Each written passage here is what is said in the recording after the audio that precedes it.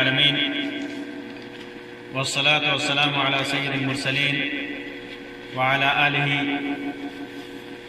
وصحبه أجمعين أما بعد. محترم سامعین و ناظرین، دین اسلام نہایت ہی پاکیزگی اور طہارت والا دین ہے۔ یہ دین، یہ شریعت دیگر شریعتوں کے مقابلے میں، دیگر مذاہب کے مقابلے میں پاکی اور صفائی کا بہت زیادہ اہتمام کرتا ہے۔ یہ دین بہت زیادہ اہتمام کرتا ہے۔ یہ شریعت پاکی اور صفائی کو بہت زیادہ اہمیت دیتی ہے، یہاں تک کہ اللہ کے رسول صلی اللہ علیہ وسلم نے فرمایا الطہور شطر الایمان، پاکیزگی نصف ایمان ہے۔ پاکیزگی کے مختلف طریقے ہیں۔ انسان عقیدے کے حساب سے بھی پاکیزہ ہو، اور جسم و بدن اور لباس کے حساب سے بھی پاکیزہ ہو، صاف ستھرا ہو۔ انسان کے اوپر ایسے حالات آتے ہیں کہ اسے پاک ہونے کی ضرورت پڑتی ہے، اور پاک ہونے کے لیے سب سے بدنی اعتبار سے پاک ہونے کے لیے سب سے اہم اور ضروری چیز ہے وہ غسل ہے۔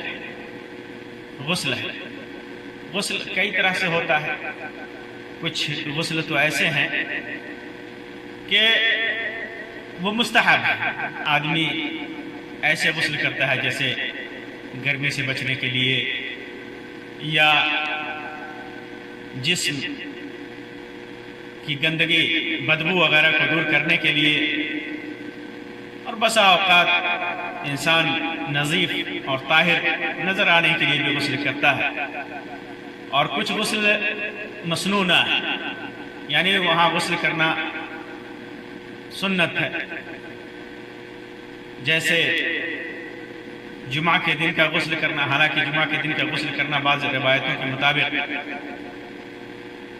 واجب ہے، بعض علماء نے لکھا ہے، لیکن کچھ علماء نے اس کے اندر فرق کیا ہے کہ جمعہ کے دن اگر جسم کے اندر بدبو ہو اور دوسرے لوگوں کو پریشانی ہوتی ہو تو واجب ہے، اور اگر ضرورت نہیں ہے اور آدمی غسل کرتا ہے تو مسنون ہے، سنت ہے۔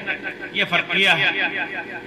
اسی طرح احرام باندھنے سے پہلے غسل کرنا، یا عمرے کے بعد یا حج کے بعد غسل کرنا، اور بھی بہت سارے مواقع ہیں۔ اور ایک غسل ہے جو غسل واجب ہے، جسے غسل واجب کہا جاتا ہے، یا دوسری زبان میں غسل جنابت کہا جاتا ہے۔ اس کی پوری تفصیل احادیث کی کتابوں میں مروی ہے۔ اللہ کے رسول صلی اللہ علیہ وسلم جنابت کا غسل یا غسل واجب کیسے کرتے تھے اس کا بیان موجود ہے۔ اور یہ غسل کیسے واجب ہوتا ہے؟ مختلف وجہوں سے یہ غسل واجب ہوتا ہے۔ انسان کے لیے ضروری ہو جاتا ہے، مسلمان کے لیے، کہ ایسے موقع سے غسل کرے۔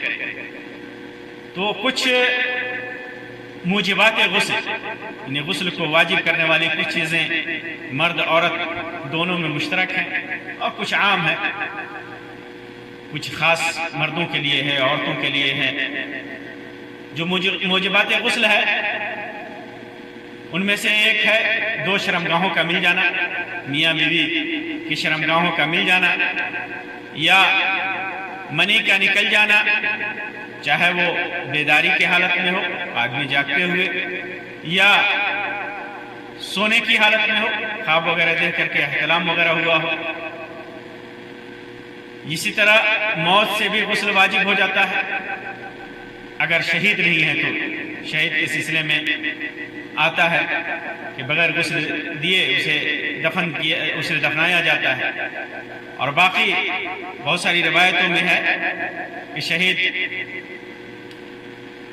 موت کو، مردے کو غسل دیا جائے گا، اس کا ذکر ہے، اس کا بیان موجود ہے، جیسا کہ اللہ کے رسول صلی اللہ علیہ وسلم فرمایا اغسلوہ بماء وہ سدری بیری کے پتے سے اور پانی سے اسے غسل دو۔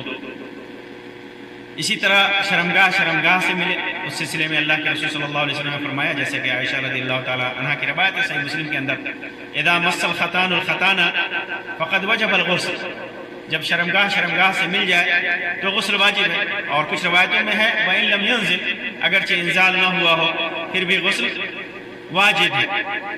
اسی طرح منی دیکھ کر کے آدمی سویا ہوا ہے، بیدار ہوا، کپڑے میں منی کا اثر ہے، تو اللہ کے رسول صلی اللہ علیہ وسلم نے فرمایا اس سلسلے میں انما الماء من الماء، پانی یعنی پہلے پانی کا استعمال واجب ہوتا ہے منی دیکھ کر کے، صحیح مسلم کے اندر یہ روایت ہے۔ اسی طرح کچھ غسل عورتوں کے ساتھ خاص ہے، جیسے ماہواری کے بعد یا نفاس کے بعد، خون آ رہا ہے ولادت کے بعد۔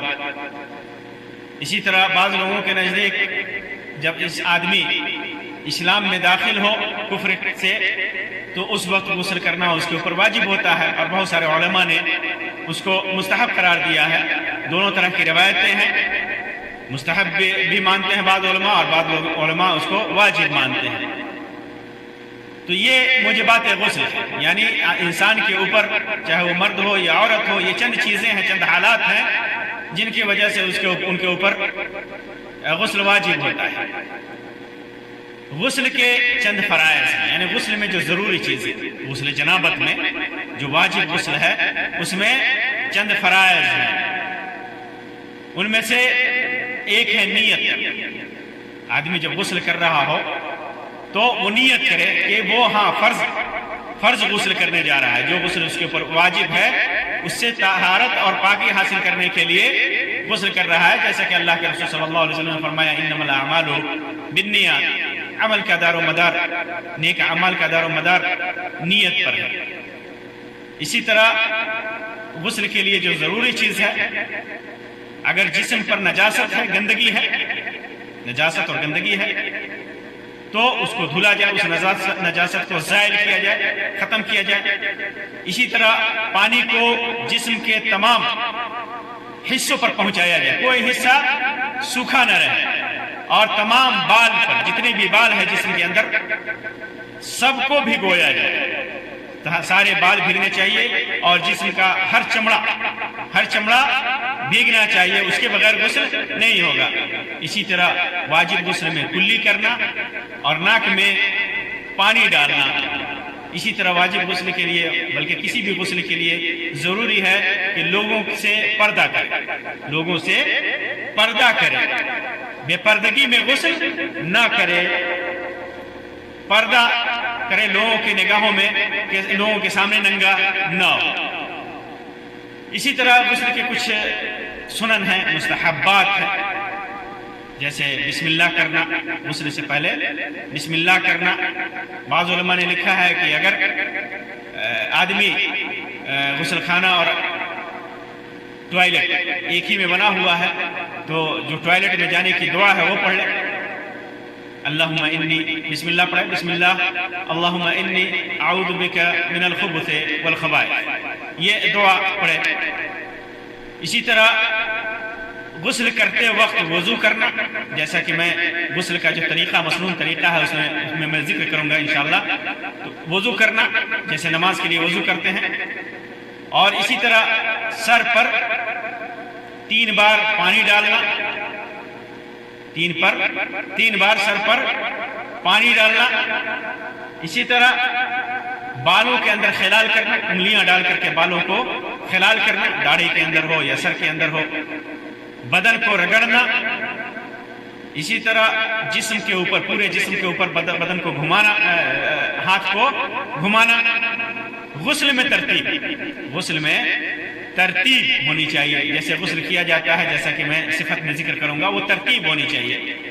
اسی طرح پے در پے کرنا، نہیں ایسا نہ ہو کہ ہاتھ دھل لیا پہلے، پھر آدھا گھنٹہ کے بعد، 1 گھنٹہ کے بعد پھر پیر دھل رہا ہے، پھر اس کے بعد سر دھل رہا ہے، نہیں، پے در پے کرنا یہ ضروری ہے۔ اب میں آپ کے سامنے غسل کا جو مسنون طریقہ ہے، اس طریقے کی وضاحت کروں گا، اس کو مختصراً بیان کروں گا، جس کا بیان उम्महातुल मोमिनीन खास तौर से आयशा रज़ी अल्लाह तआला अन्हा की रिवायत में जो जिक्र है, जो तरीक़ा अल्लाह के रसूल सल्लल्लाहु अलैहि वसल्लम ने जिस तरीके पर गुस्ल किया उसको मैं बयान करूँगा। फिर उसके बाद गुस्ल से मुताल्लिक़ चंद मसाइल मैं आपके सामने रखूँगा। तो जैसा कि मैंने बयान किया, हम्माम में दाखिल होने से पहले दुआ पढ़े, बिस्मिल्लाह कहे, औज़ु बिल्लाहि मिनल खुबुथि वल खबाइस, ये पढ़े। फिर उसके बाद बर्तन में हाथ डालने से पहले हाथों को 3 बार धुले। बर्तन में हाथ डालने से पहले, जैसे हाथ से आदमी पानी निकाल करके सर पे डालता है या जिस्म पर डालता है, तो बर्तन में जो पानी है उसमें गंदा हाथ न डाले, गंदा हाथ न डाले और बायां हाथ हरगिज न डाले। बायां हाथ, दाहिने हाथ से पानी निकाले, दाहिने हाथ से। और आजकल के वक्त में जो शावर लिया जाता है या नल है, मामला आजकल के दौर में आसान है। पहले आदमी नल खोले, शावर खोले और अपने हाथों को 3 बार धुले, अपने हाथों को 3 बार धुले। और ये भी याद रहे, मसनूनात गुस्ल में से ये है कि जिस्म को के किसी भी हिस्से को दाहिने तरफ से शुरू करें, दाहिने तरफ से शुरू करें। तो दाहिने हाथ से पानी ले, फिर बाएं हाथ से अपनी शर्मगाह और नक्सासत को धुले। दाहिने हाथ से पानी डाले और बाएं हाथ से अपनी शर्मगाह को, अगले पिछले दोनों हिस्से को बाएं हाथ से अच्छी तरीके से धुले, नजासत लगी हुई तो खास तौर से। और अगर शावर ले रहा है, नल के नीचे है तो, या एक दरिया वगैरह में है तो पहले, और पोखर वगैरह में है तो पहले अगर पानी निकाल करके गुस्ल कर रहा है तो दाहिने हाथ से पानी निकाल करके बाएं हाथ से अपने शर्मगाह को धुले। और अगर उसमें घुस करके धुल रहा है तो बाएं हाथ से आदमी को, क्योंकि दाएं हाथ से शर्मगाह को छूने से मना फरमाया गया है, अल्लाह के रसूल सल्लल्लाहु अलैहि वसल्लम ने मना फरमाया है, कई एक रिवायतों में इसका जिक्र है। तो बाएं हाथ से अपनी शर्मगाह को धुले, फिर बाएं हाथ को जमीन पर 2-3 मरतबा खूब रगड़े और उसे धो डाले। जमीन पर शर्मगाह धुलने के बाद अपने हाथ को जमीन पर मारे और रगड़ करके उसे फिर अच्छे तरीके से धुले मिट्टी में। मकसद यह है कि मिट्टी में उसको से धुले उसको। और आजकल के ज़माने में मिट्टी के मुकाम में साबुन है, शैम्पू है, ये चीज़ें इस्तेमाल कर सकता है। यानी शर्मगाह धुलने के बाद आदमी पहले अपने हाथों को धुले, खास तौर से बाएं हाथ से जिससे अपने शर्मगाह को धुला है उसे धुले, 3 मरतबा धुले, 3 मरतबा धुले, जैसे कि सही बुखारी और सही मुस्लिम की रिवायत में मौजूद है। फिर इसी तरह वजू करे, हाथ धुलने के बाद इस तरह वजू करे जिस तरह नमाज के लिए वजू किया जाता है। सही बुखारी की रिवायत में इसकी वजाहत है, जिस तरह नमाज के लिए वजू किया जाता है उसी तरह वजू करे। यानी 3 मरतबा कुल्ली करे, नाक में पानी डाले, नाक छिड़के और नाक और मुंह में जैसे पानी डाला जाता है जो सुन्नत का जो तरीका है, एक ही चुल्लू से डाले। फिर उसके बाद हाथ धुलने के बाद, नाक में पानी डालने के बाद, हाथ कोहनियों तक धुलने के बाद मसह करने के सिलसिले में उलमा की 2 राय हैं। सही रिवायतों के मुताबिक, सही रिवायतों में मसह का जिक्र नहीं है, सर के मसह का जिक्र नहीं है। और कुछ उलमा ने लिखा है कि चूंकि रिवायतों में मुतलक वज़ू अहु लिस्सलात का जिक्र है, जिस तरह नमाज के लिए वज़ू किया जाता है उसी तरह वज़ू करे, तो उसमें मसह भी दाखिल है तो मसह भी करेगा। लेकिन सही रिवायतों में मसह का जिक्र नहीं है। और क्योंकि इसलिए भी कि मसह हाथ धुलने के बाद उसके फौरन बाद सर पे पानी डाला जाता है, सर पे पानी डाला जाता है, इस वजह से मसह का जिक्र नहीं है, मसह का जिक्र नहीं है। फिर उसके बाद हाथ धुलने के बाद या जिन उलमा के मुताबिक मसह करना है तो मसह करने के बाद 3 मरतबा अपने सर पर पानी डालें, 3 दफा सर पर پانی ڈالے چہرہ دھلنے کے بعد، ہاتھ کوہنیوں تک دھلنے کے بعد، اس کے بعد 3 دفعہ سر پر پانی ڈالے اور سر کے بالوں میں انگلیاں ڈال کر کے اسے تر کرے اور جڑوں میں خلال کرے، جڑوں میں انگلیاں ڈال کر کے خوب اسے رگڑے، یہاں تک کہ بالوں کے نیچے سر کے چمڑے تک، جلد تک پانی پہنچنے کا یقین ہو جائے۔ ایسا 3 بار کرے، پھر 3 بار سر پر پانی بہائے، 3 بار سر پر پانی بہائے اور پھر اس کے بعد باقی بدن پر پانی بہائے۔ جسم پر پہلے دائیں طرف سے پانی شروع کرے، پھر بائیں طرف لے جائے، اس طرح 3 بار بدن کو دھلے، پورے جسم کو دھلے، رگڑ کر کے دھلنا یہ مستحب ہے۔ اگر صرف پانی بہا لیتا ہے یا یہ کہ جیسے شاور وغیرہ ہے، نل وغیرہ ہے، اس میں کے نیچے کھڑا ہو جاتا ہے اور پانی بہاتا ہے تو پھر ہاتھوں سے اس کو رگڑے، یا دریا یا تالاب وغیرہ میں نہا رہا ہے تو اس کو اس میں ڈبکی لگا کر کے 3 بار اپنے جسم کو رگڑے، 3 بار رگڑے۔ پھر اس کے بعد دونوں پیر کو دھلے، اور یہ یاد رہے کہ روایتوں میں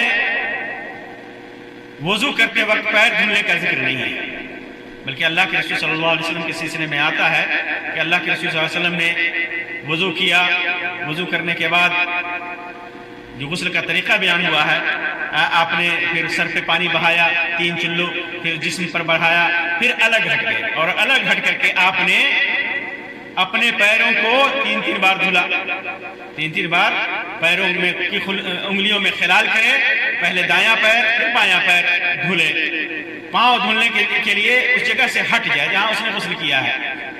یہ اس لیے ہے کہ جب وہ جو غسل کرنے کی جگہ ہوتی تھی اس زمانے میں، وہ کچی جگہ ہوتی تھی، پانی گرتا تھا، آدمی اگر پیر دھل بھی لیتا ہے وضو کے ساتھ تو پھر بعد میں دھلنے کی اس کو ضرورت پیش آتی تھی، تو اس وجہ سے پاؤں کو اس وقت نہیں دھلا، بعد میں دھلا۔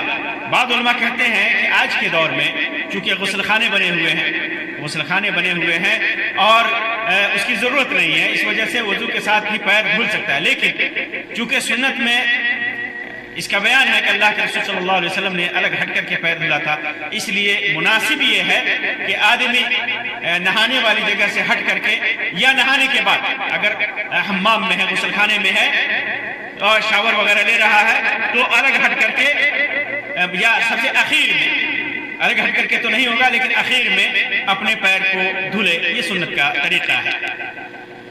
پھر اس کے بعد ایک اور مسئلہ ہے، عورت اگر غسل کر رہی ہے، عورت اور مرد کے غسل میں کوئی فرق نہیں ہے، عورت اور مرد کے غسل میں کوئی فرق نہیں ہے۔ میں نے جیسے بیان کیا غسل کا طریقہ حدیث کے مطابق وہی طریقہ ہے۔ عورت کے لیے ایک اہم مسئلہ یہ ہے کہ اگر عورت چوٹی گودھی ہوئی ہے، عورت کے سر پہ چوٹی باندھی ہوئی ہے تو کیا کرے؟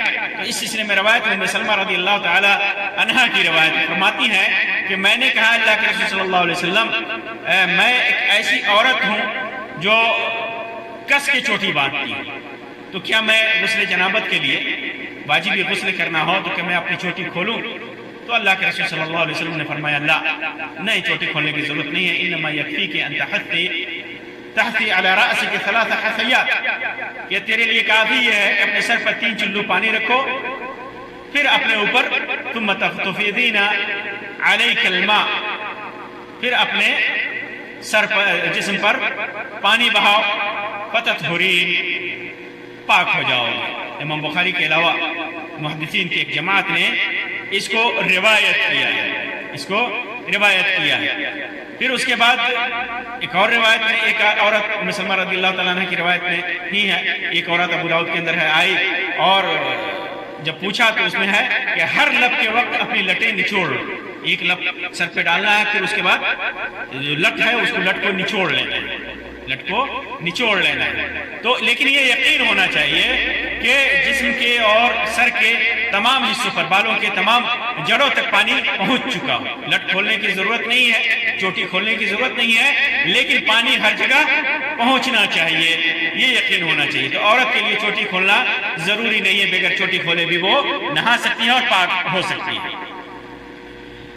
غسل کے سلسلے میں ایک اہم مسئلہ یہ بھی ہے کہ میاں بیوی اور مرد عورت ایک ساتھ غسل کر سکتے ہیں، جیسا کہ عائشہ رضی اللہ تعالیٰ عنہ کی روایت میں ہے کہ جیسا کہ وہ صحیح بخاری کے اندر ہے، فرماتی ہیں کہ کنت اغتسل انا والنبی صلی اللہ علیہ وسلم من اناء واحد، اللہ کے رسول صلی اللہ علیہ وسلم اور میں ایک ہی برتن میں غسل کیا کرتے تھے. اور بعض روایتوں میں ہے کہ ہم جنبی ہوا کرتے تھے، غسل جنابت کیا کرتے تھے. اور بعض روایتوں میں ہے کہ دونوں کے ہاتھ ایک دوسرے سے پانی میں سبقت کرتے تھے، ٹچ کرتے تھے. اسی طرح مناسب یہ ہے کہ رکا ہوا پانی ہو، کہیں کم پانی میں رکا ہوا ہو تو اس میں گھس کر کے آدمی غسل نہ کرے بلکہ باہر پانی نکال کر کے غسل کرے. اسی طرح پانی کے استعمال میں فضول خرچی نہ کرے، فضول خرچی نہ کرے، اسراف سے کام نہ لے. غسل کے لیے تقریباً بعض روایتوں میں 3 مد اور بعض میں 1 سا کا ذکر ہے، یعنی تقریباً 4 kilo gram, 4.5 kilo gram, 4.25 kilo gram کا بنتا ہے. 1.25 سا، 3 مد جو بھی بنے 4 کلو گرام، یعنی جتنے میں آدمی آرام سے سنت کے طریقے پہ غسل کر سکتا ہو کر لے گا. وضو کر کے، ہاتھ دھل کر کے، یا سر پہ پانی ڈال کر کے اور جسم پر پانی ڈال کر کے باہر طہارت حاصل ہو سکتی ہے. زیادہ کی کوئی حد نہیں ہے، الا کہ آدمی اسراف سے بچے، اسراف سے بچے. اگرچہ وہ دریا اور سمندر ہی میں غسل کیوں نہ کر رہا ہو لیکن اسراف سے بچے.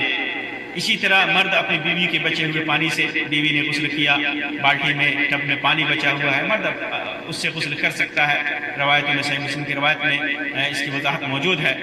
پھر اس کے بعد آدمی جب غسل کرتا ہے اور غسل جنابت کرتا ہے، فرض غسل کرتا ہے، واجبی غسل، تو اس میں وضو کرتا ہے تو وہ وضو اس کے لیے کافی ہے، وہ وضو اس کے لیے کافی ہے. دوبارہ اسے نماز کے لیے وضو کرنے کی ضرورت نہیں ہے. یعنی انسان غسل کیا، غسل کرنے کے میں وضو بھی کیا اور کپڑا بدلا جا کر کے، اور ایسا کام نہیں کیا جس سے وضو ٹوٹتا ہو، جیسے ہوا خارج نہیں ہوا، شرمگاہ نہیں چھوا، یا استنجا نہیں کیا.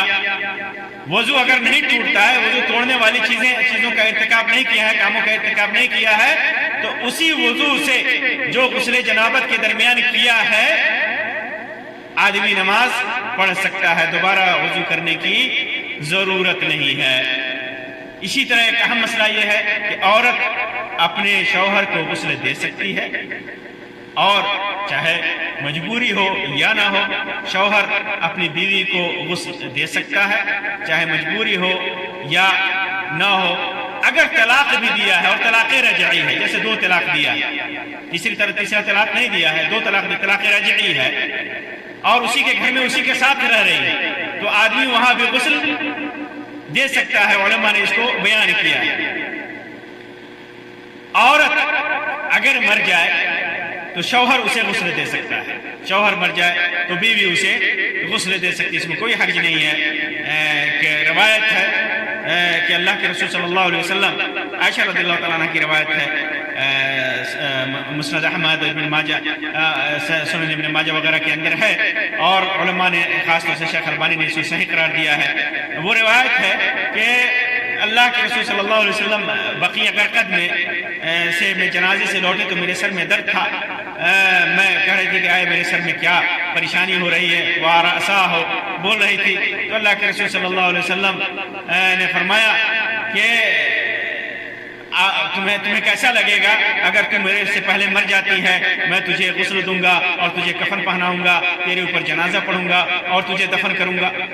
اور اسی طرح اسماء ابن عمیس رضی اللہ تعالیٰ عنہ کی روایت ہے، جیسے کہ امام دارقطنی اور امام بیہقی نے روایت کیا ہے، اس کی سند کو حسن قرار دیا ہے علماء نے، خاص طور سے امام شوکانی نے، کہ فاطمہ رضی اللہ تعالیٰ عنہ نے وصیت کی تھی کہ انہیں علی رضی اللہ تعالیٰ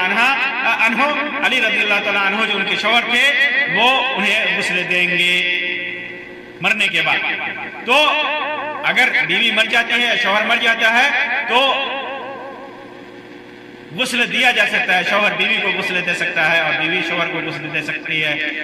یہ جو لوگوں میں مشہور ہے، بعض فقہاء نے جو ذکر کیا ہے کہ نکاح ختم ہو جاتا ہے، شوہر بیوی کو نہیں دے سکتا، بیوی شوہر کو نہیں دے سکتی، یہ حدیثوں کے خلاف، یہ صحیح حدیثوں کے خلاف ہے، کیونکہ اس روایت سے واضح طور پر ثابت ہوتا ہے کہ اللہ کے رسول صلی اللہ علیہ وسلم نے کہا تھا کہ اگر تم میرے سامنے مر جاتی ہے تو میں تجھے غسل دوں گا۔ اسی طرح ایک اور مسئلہ ہے کہ آدمی ننگا ہو کر غسل کر سکتا ہے کہ نہیں، ننگے ہو کر کے غسل کر سکتا ہے کہ نہیں۔ تو اگر جیسا کہ میں نے شروع میں بیان کیا کہ لوگوں سے پردہ ضروری ہے، لوگوں سے پردہ واجب ہے، بے پردگی نہیں ہونی چاہیے، لیکن آدمی اگر تنہائی میں ہے یا آج کل کے دور میں ٹوائلٹ بنے ہوئے ہوتے ہیں، غسل خانے بنے ہوئے ہوتے ہیں، غسل خانوں میں غسل کر رہا ہے تو ننگے غسل کر سکتا ہے، اس میں کوئی حرج نہیں ہے، اس میں کوئی حرج نہیں ہے، آدمی ننگا غسل کر سکتا ہے۔ لیکن علماء لکھتے ہیں کہ پردے کے ساتھ غسل کرنا یہ مستحب ہے، کپڑا پہنے ہوا ہو آدمی، ہلکا کپڑا، اور اس حالت میں غسل کرتا ہے تو یہ زیادہ بہتر ہے، افضل ہے۔ لیکن ننگا غسل کرتا ہے، بے پردگی نہیں ہو رہی ہے تو اس میں کوئی حرج نہیں ہے۔ بسا اوقات آدمی کے جسم کے اوپر کپڑا غسل کرنے میں مانع بھی ہوتا ہے، مشقت کا باعث بھی بنتا ہے، تو ایسی صورت میں ہلکا کر کے کپڑا کم کر کے آدمی غسل کر سکتا ہے۔ اگر ننگا بھی کرتا ہے تنہائی میں تو کوئی حرج نہیں ہے۔ اور اس حالت میں بھی اگر وہ وضو کر رہا ہے، غسل جنابت ہے اور وضو کر رہا ہے ننگے پن کی حالت میں، تو اور اس کے بعد وضو کرنے کے بعد غسل کرنے کے بعد کپڑا پہن لے رہا ہے، کوئی ایسے کام کا ارتکاب نہیں کر رہا ہے جو نواقض وضو میں سے ہے، جو وضو توڑنے والی چیزوں میں سے ہے، تو اسی وضو سے وہ نماز بھی پڑھ سکتا ہے، دوبارہ وضو کرنے کی ضرورت نہیں ہے، وہ وضو اس کے لیے کافی ہے، کیونکہ شرمگاہ کا کھل جانا یہ ناقض وضو میں سے نہیں ہے، شرمگاہ کھل جانے کی وجہ سے وضو نہیں ٹوٹتا۔ البتہ بغیر کپڑے کے اگر شرمگاہ کو چھو لیتا ہے تو وہ اس سے وضو ٹوٹ جاتا ہے، جیسا کہ حدیثوں میں صراحت ہے کہ انسان اگر اپنی شرمگاہ کو چھو لے تو یہ ناقض وضو ہے۔ تو اگر ننگے ہو کر کے غسل کر رہا ہے، اس میں وضو کیا اور واجبی غسل کر رہا ہے اور اس کے بعد کپڑا پہن لے رہا ہے، ناقض وضو میں سے کوئی نواقض وضو میں سے کسی فعل کا ارتکاب نہیں کر رہا ہے، تو اس کا وضو اس کے لیے کافی ہے، دوبارہ وضو کرنے کی ضرورت نہیں ہے۔ اسی سے معلوم ہوا کہ آدمی جیسے کپڑا بدل رہا ہے، کپڑا بدلتے وقت وضو سے ہے، کپڑا بدل رہا ہے، کپڑا بدلتے وقت شرمگاہ کھل جائے تو اس سے وضو نہیں ٹوٹتا۔ اسی طرح غسل اپنی جگہ پر ہے، یہ اس حالت میں ہے کہ انسان کے پاس کوئی مجبوری نہ ہو اور پانی وغیرہ وافر مقدار میں موجود ہو۔ لیکن آدمی اگر ایسا بیمار ہے کہ پانی استعمال نہیں کر سکتا، یا ایسے سفر میں ہے جہاں پانی ملنا اس کے لیے مشکل ہے اور نماز کا وقت نکلا جا رہا ہے، تو آدمی کیا کرے؟ اور غسل واجب ہے، بیوی سے صحبت کیا ہے، یا اس کو احتلام ہوا ہے، رات میں خواب دیکھا ہے، یا اس کو منی کا اخراج ہوا ہے، تو کیا کرے؟ تو اللہ کے رسول اللہ تبارک و تعالیٰ نے اس سلسلے میں آیت نازل فرمائی، ارشاد فرماتا ہے یا ایھا الذین آمنوا لا تقربوا الصلاۃ وانتم سکارى، اے مومنو نماز کے قریب مت جاؤ جب تم نشے کی حالت میں ہو۔ یہ نشہ کی حرمت سے پہلے کا حکم ہے، اس کے بعد نشہ کی حرمت نازل ہو گئی، نشہ ایک دم حرام ہے۔ نشہ کی حرمت نازل ہونے سے پہلے لوگ شراب نشے کی حالت میں نماز میں چلے جاتے تھے، پھر جو گڑبڑی ہوتی ہوگی وہ سمجھ سکتے ہیں۔ تو اللہ تبارک و تعالیٰ نے کہا کہ نشے کی حالت میں نماز میں کے قریب مت جاؤ، پھر اس کے بعد اللہ تبارک و تعالیٰ نے نشے کی حرمت نازل فرمائی تو نشہ ایک دم حرام کر دیا گیا۔ حتی تعلموا ما تقولون ولا جنوبا الا عابر سبیل نماز کے قریب مت جاؤ جب تم جنبی حالت جنابت کی حالت میں رہو، ان جنابت کی حالت میں رہو، تمہیں احتلام ہو یا بیوی سے صحبت کرو تو پھر نماز کے قریب مت جاؤ، نماز مت پڑھو، نماز مت پڑھو الا عابری سبیل حتی تغتسلوا، الا یہ کہ جنابت سفر کے حالت میں رہو، سفر میں رہو تو نماز پڑھو، حتی تغتسلوا یہاں تک کہ غسل کر لو۔ پھر اس کے بعد اللہ تبارک و تعالیٰ نے فرمایا وَإِن كُنتُم مَرْضَىٰ أَوْ عَلَىٰ سَفَرٍ، اگر تم بیمار ہو یعنی ایسی بیماری ہو جس میں پانی استعمال کرنا، غسل کرنا، جسم کو دھلنا یہ موت کا سبب بنے، بیماری میں اضافے کا سبب بنے، نقصان دہ ہو، او علی سفر یا سفر میں ہو، او جاء احدکم من الغائط یا تم میں سے کوئی پیشاب پاخانہ کر لے، او لامستم النساء یا عورتوں سے صحبت کر لو، فلم تجدوا ماء اور ایسی حالت میں پانی نہ ملے، فتیمموا صعیدا طیبا تو پاک مٹی سے کام لو، پاک مٹی کا ارادہ کرو، پاک مٹی سے تیمم کر لو۔ اور کیسے کرو؟ فامسحوا بوجوہکم وایدیکم، اپنے چہروں کو یعنی مٹی پر ہاتھ کو مارو بسم اللہ کر کے، نیت کر کے، پھر اس کے بعد اسی ہاتھ سے چہرے کو اور پھر دونوں ہتھیلیوں کو اس سے رگڑو۔ یہ تیمم کا طریقہ ہے، انشاءاللہ کسی مجلس میں تیمم کی پورا طریقہ اس کے مسائل آپ کے سامنے رکھوں گا۔ تو یہ تیمم کا طریقہ ہے، تو مٹی پر مارنا ہے مختصر طریقہ، پھر اس کے بعد مٹی پر مارنے کے بعد ہاتھ میں اگر زیادہ مٹی لگی ہوئی ہے تو اس کو جھاڑ کر کے پھونک کر کے پہلے چہرے پر، پھر اس کے بعد دونوں ہتھیلیوں کو ملنا ہے۔ فَتَيَمَّمُوا صَعِيدًا طَيِّبًا فَامْسَحُوا بِوُجُوهِكُمْ وَأَيْدِيكُمْ إِنَّ اللَّهَ كَانَ عَفُوًّا غَفُورًا، اللہ تبارک و تعالیٰ معاف کرنے والا بخشنے والا ہے۔ تو آدمی اگر سفر میں ہے یا ایسی بیماری ہے جس میں پانی سفر میں ہے، پانی نہیں مل رہا ہے، بیوی سے صحبت کیا، احتلام ہو گیا، یا وضو کرنا ہے یا غسل کرنا ہے، یا غسل کرنا ہے تو غسل واجب ہو یا وضو واجب ہو، تو دونوں صورتوں میں آدمی تیمم کر کے پاک ہو سکتا ہے، یہ غسل کے قائم مقام ہے۔ اور یا ایسا مریض ہو جس کی بیماری میں پانی کا استعمال ممنوع ہے، ڈاکٹر نے بتایا ہے کہ پانی نہیں استعمال کرنا ہے، ایسا زخم ہے جس میں پانی استعمال کرنے سے موت کا خطرہ ہے، ایسی بیماری ہے، تو ایسی صورت میں آدمی تیمم کر سکتا ہے، اور یہ تیمم غسل کے قائم مقام ہے، چاہے وہ غسل جنابت ہی کیوں نہ ہو۔ یہ غسل کے چند مسائل تھے، مختصر مسائل تھے۔ اللہ تبارک و تعالیٰ سے دعا ہے کہ اللہ تبارک و تعالیٰ ہمیں کتاب و سنت کے مطابق عمل کرنے کی توفیق عطا فرمائے، اور ہمارے تمام اعمال کو قبول فرمائے، اور انہیں ہماری نجات کا ذریعہ بنائے۔ آمین یا رب العالمین، وآخر دعوانا ان الحمدللہ رب العالمین، وصلی اللہ علی خیر خلقہ وسلم، والسلام علیکم ورحمۃ اللہ وبرکاتہ۔